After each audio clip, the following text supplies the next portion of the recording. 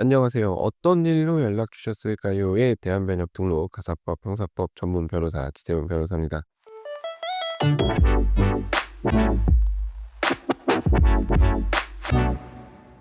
자, 오늘은 아파트마다 의무적으로 설치하게 되어 있는, 정확히는 700세대 이상의 아파트에 설치하도록 되어 있는 공동주택 층간소음 관리위원회에 관련해서 얘기를 좀 해 볼까 합니다.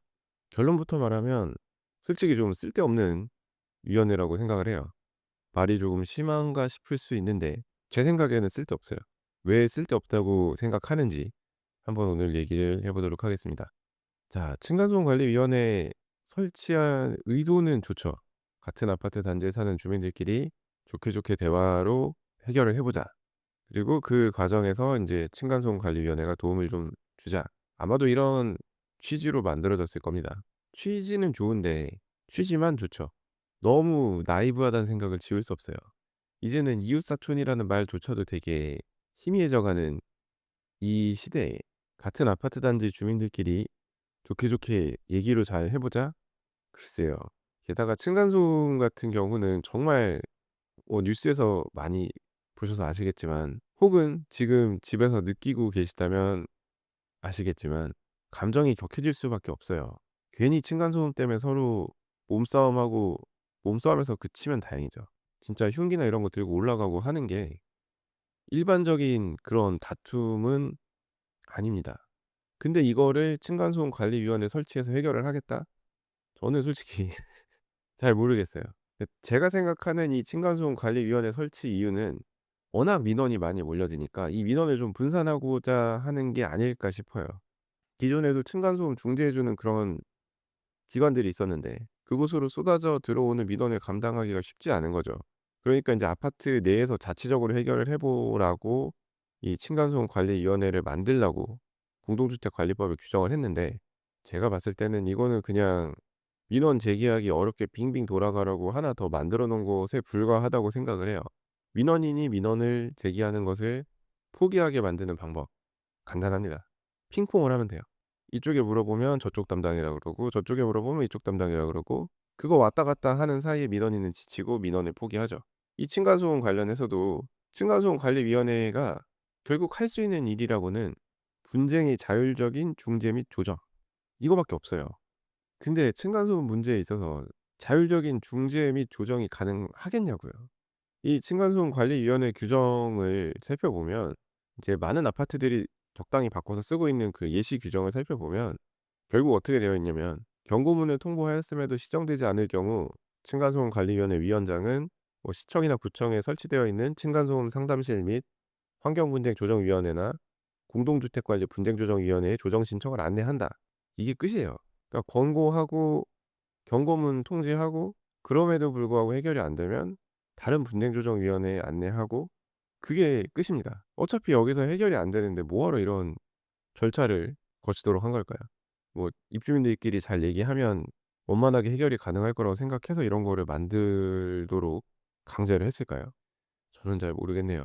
애초에 서로 말이 통하는 윗집 아랫집이었으면 이렇게까지 분쟁이 심각해지기 전에 해결을 했을 겁니다, 제 생각에는. 이제 하다 하다 안 되니까 결국에는 이런 층간소음 관리위원회 같은 곳에 민원을 넣는 건데, 여기서도 사실 해줄 수 있는 게 없어요. 그리고 더 중요한 게 뭐냐면, 이거는 윗집에서 분쟁 조정에 응하지 않으면 끝이에요. 어떻게 진행을 할 수가 없습니다, 사실. 아무리 아랫집에서 신청서를 넣고 해도 조정 절차 개시에 일방이 동의하지 않는 경우 억지로 조정을 할 수가 없어요. 현장 방문을 하려면 결국에 윗집 동의가 있어야 되는데, 그냥 아랫집에서 층간소음 측정한 다음에 윗집에다가 통지한다고 해서 윗집이 얘기를 듣겠습니까? "우리 집 아니다." 이런 얘기나 하겠죠. "소리가 타고 올라오는 거다." 이런 얘기할 거고요. 이게 아무리 아랫집에서 소음 측정을 한다고 해도 그건 한계가 있어요. 소송까지 가면 모르겠는데, 이런 조정 절차에서는 그냥 윗집이 "나 그거 측정한 결과를 못 믿겠다. 받아들일 수가 없다." 하면 끝이에요. 이제 이렇게 말씀을 드리면, 층간소음 분쟁조정위원회의 조정 절차에 응하지 않으면 관리 규약에 따라서 위반금을 부과하면 안 된다 이런 얘기 하시는데, 그런 거를 부과한다고 해서 그게 인정이 될 가능성은 거의 없다고 생각을 하고요. 솔직히 그런 거를 가지고 위반금을 부과하고 이런 거는 좀 아니라고 생각을 합니다. 물론 윗집이 심할 수 있죠. 근데 그렇다고 하더라도 이거는 좀 다른 문제라고 생각을 해요. 그런 식이면 아파트에서 뭐 투표하는 거 참여 안 했다고 위반금 내라고 할 수도 있는 거고, 관리규약에 규정했다는 이유만으로. 이런 식으로 위반금 부과를 남발하면 안 돼요. 관리규약이라고 해서 이게 만능이 아닙니다. 한계가 분명히 있고 그 한계를 지켜야 되는데 자꾸 그 선을 넘으려고 하는 경우가 있죠. 근데 아마 이제 관리규약에 이런 거를 넣으면 구청이나 시청에서 반려를 시킬 가능성이 높고, 층간소음 관리위원회 규정에다가 인제 이거를 넣으면 또 엉망진창으로 넣게 될 텐데, 법원에서 하는 조정조차도 사실 안 나온다고 해서 불이익이 없어요.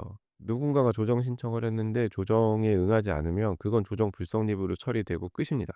이 층간소음 관리위원회가 하는 역할에 대해서 가끔 오해하시는 경우가 있는데, 뭐 수사권을 가진 그런 위원회가 아닙니다.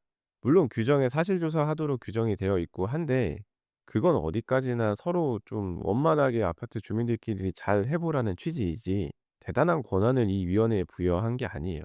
이제 아파트 선거관리위원회도 사실 좀 그런 면이 있는데, 그러니까 자치적으로 잘 해 보라는 것이지 그 안에서 이렇게 완장 찼다고 뭘 그렇게 하라는 뜻이 아닌데 가끔 오해하시는 분들이 있습니다. 근데 뭐 억지로 위반금 부과하고 뭐 이렇게 해도 결국에는 그 문제되는 세대가 응하지 않는다면 소송을 해야 될 거고, 그럼 이제 소송에서 판사님한테 과연 "우리 아파트 입주민들끼리 이렇게 약속을 해 가지고 이런 조정에 응하지 않는 경우 위반금을 부과하기로 했습니다."라고 얘기를 해도 그게 타당하다고 과연 받아들여질지는 잘 모르겠어요.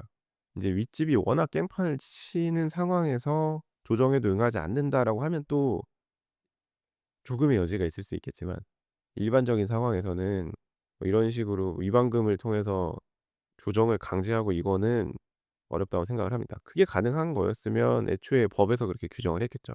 근데 이제 그게 아니다 보니까. 그리고 인제 층간소음 관리위원회 규정 보다 보면 재척, 기피, 회피 뭐 이런 규정이 없어요.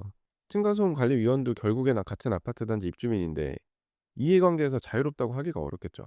어느 한쪽이랑 친분이 있을 가능성도 있고, 본인이 층간소음을 유발하는 사람일 수도 있고, 아니면 아랫집에서 그냥 앙심을 품고 층간소음 관리위원이 층간소음을 일으켰다면서 민원을 넣을 수도 있고 한데, 대부분 아파트의 층간소음 관리위원회 규정을 보면 분쟁 해결 기구라면 당연히 갖추어야 할 재척, 기피, 회피 규정이 없어요.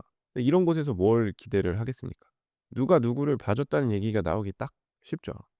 이 아파트 입주자 대표 회의에서 안건을 논의할 때도 뭐 동대표랑 친하면 동대표 통해서 안건을 넣어 달라고 건의를 하고, 동대표는 이제 친한 사람이 아예 없는 얘기하는 것도 아니니까 본인이 이제 안건 제안을 하고 그걸 바탕으로 논의를 하고 결의를 하는 경우를 종종 볼 수가 있는데, 동대표랑 친하지 않아요. 근데 이런 경우에는 관리규약에 규정된 대로 입주자들 동의 받아 가지고 안건 제안할 수밖에 없죠.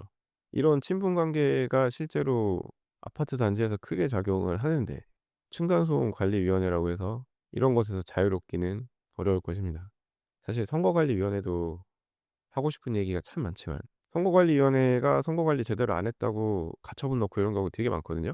선거관리조차도 제대로 사실 이루어진다고 보기가 어려운데 층간소음관리위원회가 과연 얼마나 중립적으로 판단을 하고 결정을 할지는 사실 잘 모르겠습니다. 그리고 인제 층간소음관리위원회 구성 규정을 보면 관리사무소장 1 인, 동별 대표자 중에 1 인, 뭐 선거관리위원회 위원 중에 1 인, 부녀회 또는 경로회 회원 중 1 인, 입주자 중에 경륜이 있는 사람 1 인, 뭐 이렇게 정해져 있는 경우가 많은데, 표면적으로는 다양한 구성원을 반영한 균형 잡힌 구조로 보이죠. 근데 분쟁 해결을 하기 위해서는 전문성이 있어야 돼요. 법적 지식도 사실 좀 필요하고, 요즘 많은 분들이 기대하는 건 법에 어떻게 규정이 되어 있어서 그것에 따라서 이런 조치를 취할 수 있다라는 깔끔한 정리예요. 그냥 입주민들끼리 좋게 좋게 해 봅시다 이게 아니고요. 근데 인제 그냥 아파트의 어르신들이 하는 얘기를 "잘 들어라."라는 식으로 위원 구성을 해 놓으면 이게 과연 얘기가 먹히겠냐고요. 그리고 인제 실무에서 보면 입주자 대표 회의나 관리 주체에서 공동주택관리법 법령 해석의 오류, 절차 위반으로 문제되는 경우가 상당히 많습니다. 그러니까 진짜 법을 제대로 이해하지 못해서 그런 경우도 있고, "좋은 게 좋은 거다."라고 하면서 그냥 무시하고 관행대로 처리하는 경우도 있고, 이런 상황에서 입주민 간의 첨예한 갈등을 조정하는 역할을 또 전문성이 없는 누군가가 담당한다는 것이, 법적 지식도 조사 권한도 강제 수단도 없는 그런 일반 입주민들이 중재를 담당한다는 것이 과연 타당한 일인지 잘 모르겠습니다. 그냥 위원이라는 직함을 받았다고 해서 갑자기 법적 판단 능력이 생기고 그런 게 아니잖아요.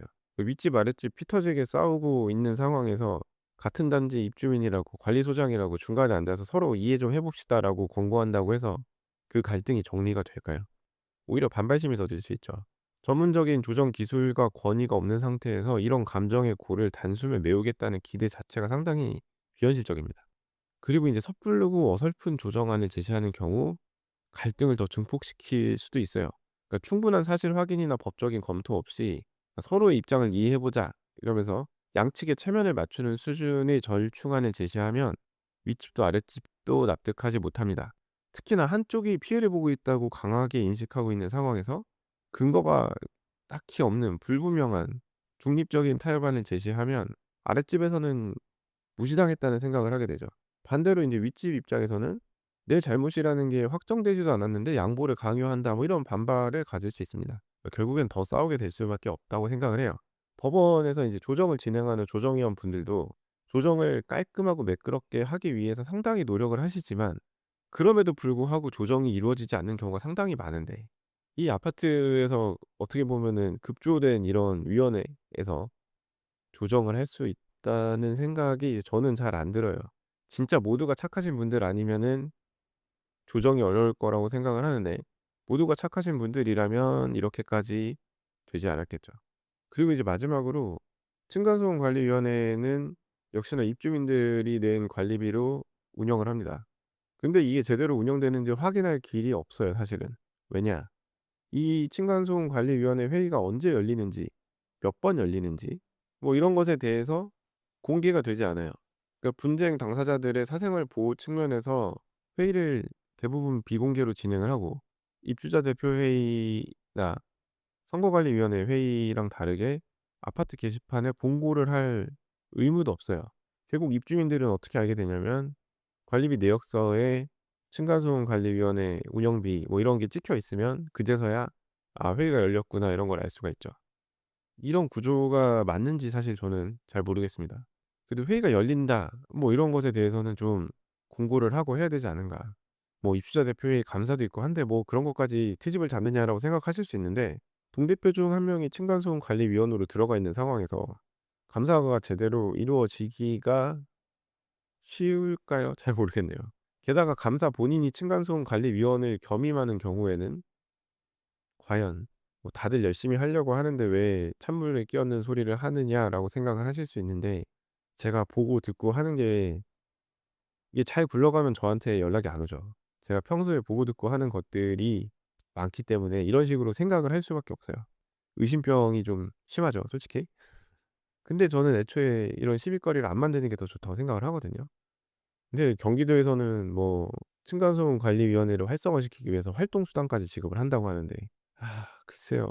이런 거 하면은 더 인제 들쑤시고 다닐 수 있는데, 이 들쑤시고 다니는 걸 통해서 문제 해결이 되면 다행인데, 그 수당이 유인으로 작용을 해서 막 억지로 조정을 하려고 윗집 아랫집 모두를 힘들게 하는 그런 상황이 펼쳐지지 않을까 좀 우려는 됩니다. 어차피 근본적인 해결 자체가 쉽지 않은 문제에 '이 수당 때문에 더 나서는 게 아니냐.'라고 누군가 비아냥될 수 있죠. 법원 조정을 할 때 조정위원님들이 항상 하는 얘기가 있어요. 쪼끔 본인이 인제 조정을 위해서 푸시를 한다고 조정위원분조차도 느낀다면 '아 내가 뭐 이거 조정 더 한다고 해서 나한테 돈이 더 떨어지는 것도 아니고 서로를 위해서 내가 지금 얘기를 하는 거다.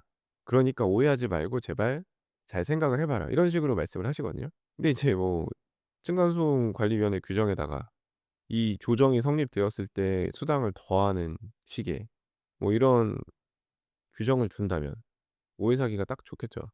이거는 그냥 결과적으로 잘 됐을 때의 보너스로 수당이 떨어지는 개념이다라고 설명을 해도 오해를 살 수밖에 없을 겁니다. 아무튼 오늘 또 이렇게 얘기를 해 봤는데, 정리를 하자면 각 공동주택에 설치된 층간소음 관리위원회에는 강제력도 없고 전문성도 솔직히 말하면 부족하고, 이해 충돌을 통제할 장치도 미비하고, 누군가가 조정을 불응했을 때 실질적인 강제 수단, 제재 수단도 없어요. 그럼에도 불구하고 회의는 열리고 예산은 집행이 됩니다. 근데 당사자가 과연 이 공동주택 층간소음관리위원회를 통해서 문제 해결을 할 수 있느냐? 잘 모르겠습니다. 저는 층간소음관리위원회가 있어서 오히려 갈등이 더 길어지고 커지고 그럴 것 같아요. 뭐 자치가 말은 좋은데 잘 굴러가야 자치죠. 제가 예전에 주택임대차 분쟁조정위원회 관련해서 업무상 조사하고 보고서를 쓸 일이 있었는데, 이제 그때 당시에는 법률구조공단에만 주택임대차 분쟁조정위원회가 있었거든요. 근데 이제 표를 만들면 참 허탈한 게 그 조정 개시조차 되지 못하고 끝나는 사건들이 상당히 많았어요. 그러니까 상대방이 어차피 법적 강제력이 없는 절차에 굳이 응하지 않는 것이죠.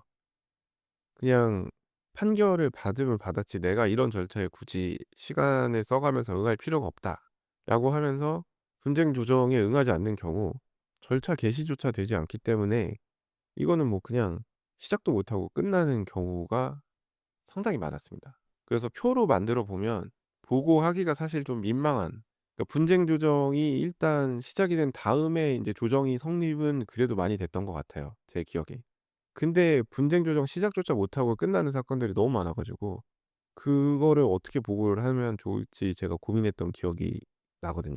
그러니까 이 주택임대차 분쟁조정위원회 같은 경우는 그래도 정부에서 어떻게든 마련한 절차라고 저는 생각을 하는데, 그런 곳을 통해서도 조정이 쉽지 않은데 이 아파트 단지에서 자체적으로 하는 이런 분쟁 조정이 과연 얼마나 효과가 있을지는, 뭐 같은 아파트 사니까 서로 얼굴 보고 살아야 되니까 그래도 좀 서로 얘기를 하지 않을까 이런 생각을 하고 만들었을까요? 참 의문이 꼬리에 꼬리를 무는, 그래서 '이게 맞나?' 싶은 생각이 들어서 오늘 이렇게 말씀을 드려 봤습니다. 자, 오늘 제가 준비한 얘기는 여기까지이고요. 오늘도 끝까지 들어 주셔서 감사합니다. 자, 다음 에피소드에서는 더 흥미롭고 유익하고 현실적인 그런 법률 이야기로 찾아뵙도록 하겠습니다. 이상 대한변협 등록 가사법 형사법 전문 변호사 지태훈 변호사였습니다. 감사합니다.